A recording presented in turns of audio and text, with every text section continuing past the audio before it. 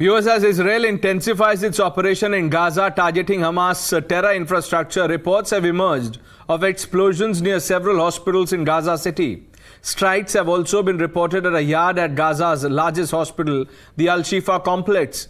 Gaza Health Ministry officials claim that the strikes have been carried out by the Israeli Defense Forces, but the IDF has refuted this claim. The IDF has released image of the trajectory, as you can see in these pictures, detected by its radar system, and claims that it was misfired projectile launched by Hamas that was actually aimed at IDF installations but hit the hospital.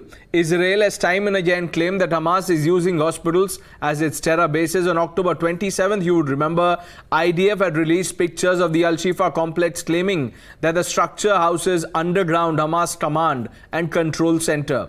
It had also released a 3D animation video showing a network of Hamas infrastructure located inside the hospital and underground as well. Let's first listen into what the IDF spokesperson had said then about the Al-Shifa being the operational base of Hamas. Hamas terrorists operate inside and under Shifa Hospital and other hospitals in Gaza with network of terror tunnels. We have concrete evidence that hundreds of terrorists flooded into the hospital to hide there after the massacre of October 7th. Shifa is not the only hospital, it is one of many.